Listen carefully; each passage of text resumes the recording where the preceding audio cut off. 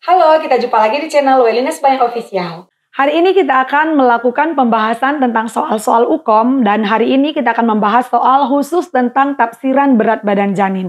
Ada beberapa klarifikasi rumus dari video-video yang sudah sempat saya upload sebelumnya tentang bagaimana rumus dan cara singkat, cara mudah untuk menghitung tafsiran berat badan janin. Oke, kita langsung saja ke soal nomor 1. Soal nomor 1, seorang perempuan umur 32 tahun, gravida 2, partus 1, abortus 0, datang ke rumah sakit kontrol kehamilan. Hasil anamnesis, usia kehamilan 37 minggu, berarti sudah aterem ya. Dan hasil pemeriksaan, tanda-tanda vital normal. Tekanan darahnya 120/80, nadi 80 kali per menit, suhu 36 derajat Celcius, pernapasan 18 kali per menit. Tinggi fundus uteri 34 cm. Janin tunggal, hidup, intrauterin, buka ya, punggungnya sebelah kanan, presentasi kepala, dan kepala belum masuk pintu atas panggul. Pertanyaannya, berapakah tafsiran berat badan janin menurut rumus Johnson-Taussig dalam kasus tersebut? A. 3.255 gram, B. 3.410 gram, C. 3.565 gram, D. 3,2 kilogram, E 3,4 kilogram. Oke, jadi rumus tafsiran berat badan janin menurut Johnson-Taussig itu adalah tinggi fundus uteri dikurang N kemudian dikali 155. Nah, N-nya itu dibagi menjadi 3 ya. Kalau pada video-video sebelumnya saya tidak terlalu menerangkan tentang pembagian N-nya ini. Saya hanya membagikan langsung sudah masuk pintu atas panggul atau belum begitu ya. Ternyata ya ini adalah rumus Johnson-Taussig yang sebenarnya ya. Kalau dia belum masuk pintu atas panggul, sama sekali belum masuk pintu atas panggul, jadi dia TFU-nya itu dikurang 13. Nah, tapi kalau dia sudah masuk pintu atas panggul, tapi belum melewati spina ischiadica, maka N-nya itu di 12 ya, jadi TFU-nya dikurang 12. Nah, dan kalau dia sudah masuk pintu atas panggul dan sudah melewati spina ischiadica, maka TFU-nya dikurang 11. Nah, jadi tadi pada soal ini dijelaskan bahwa tinggi fundus uternya 34 cm dan belum masuk pintu atas panggul, berarti 34 ya dikurang 13 karena belum masuk pintu atas panggul, kemudian dikali 155. Oke, jadi ya 34 ya dikurang 13 ya karena belum masuk kan, sama dengan ini dulu kita kurangkan baru kita kali 155. 34 dikurang 13 sama dengan 21 ya. Jadi 21 ya dikali 155 ya, 155. Karena nanti pada saat UKOM kan tidak ada kalkulator, jadi kita harus terbiasa berhitung manual ya, secara langsung ya. 2 kali 155, 0, 2 kali 5, 1. Oke. Nah, jadi jawabannya adalah 3255. Nah, A ya. Jadi pilihan jawabannya adalah A, 3255. 3.255 gram. Oke, kita lanjut ke soal nomor 2 ya. Seorang perempuan umur 24 tahun, gravida 1, partus 0, abortus 0. Berarti ini primi ya. Datang ke praktek mandiri bidan, mengeluh mules dan keluar lendir bercampur darah. Hasil anamnesis usia kehamilan 38 minggu, berarti ini sudah inpartu ya.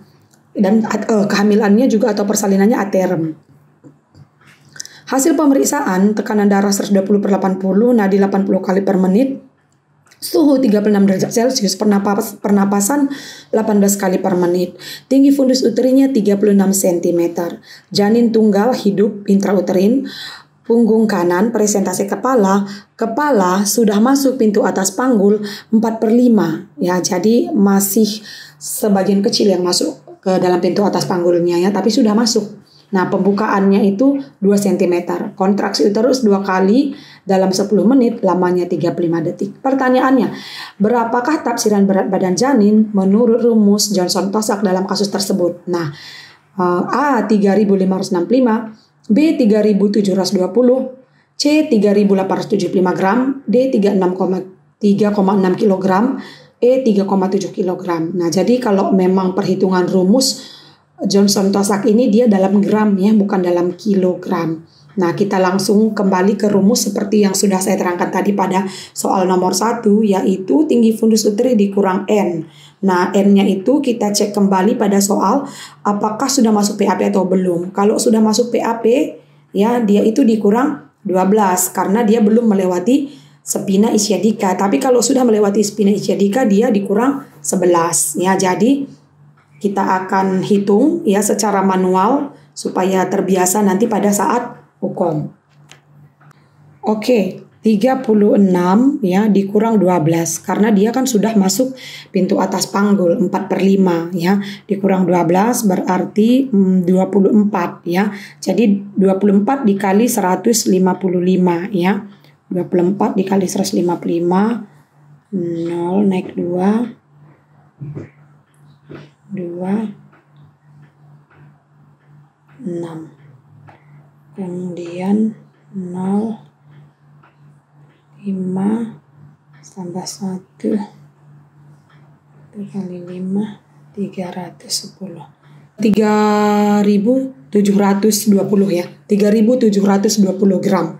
Nah, opsi pilihan jawabannya adalah B, 3.720 gram. Jawabannya B.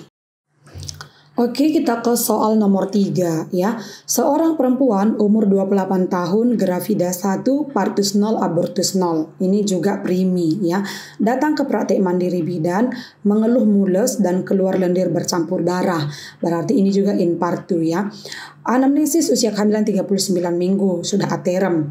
Hasil pemeriksaan tekanan darah 120/80, nadi 80 kali per menit, suhu 36 derajat Celcius, pernapasan 18 kali per menit, tinggi fundus uteri 35 cm, janin tunggal hidup intrauterin, punggung kanan presentasi kepala. Kepala sudah masuk pintu atas panggul, penurunan kepala 2/5. Nah, berarti 2/5 ini sudah setara HOT 3, HOT 4 dan ini sudah sampai pada spina ischiadica ya. Jadi ini kalau perhitungan rumus Johnson-Tosaknya ini dikurang 11 karena dia sudah 2/5. Pembukaan 9 cm, kontraksi 4 kali dalam 10 menit, lamanya 35 detik. Berapakah tafsiran berat badan janin menurut rumus Johnson-Tosak dalam kasus tersebut? A. 3.565 gram, B. 3.720 gram, C. 3.875 gram, D 3,6 kilo, E 3,7 kilo. Nah, kita kembali hitung ya rumusnya untuk melihat kunci jawabannya. Oke, 35 ya, karena dia sudah masuk pintu atas panggul dan sudah 2/5 berarti dikurang 11 ya, berarti 5 kurang 1 4, 3 kurang 1 4 juga. 2 ya. Sorry, 24 berarti 155 dikali 24 ya, hampir sama dengan yang tadi. 4 kali 5 20, 4 kali 5 22, 16 20, 2 kali 5 01, 2 kali 5 1, 310. Jadi 3.720 ya, 3.720. Ternyata jawabannya adalah B, 3.720 gram.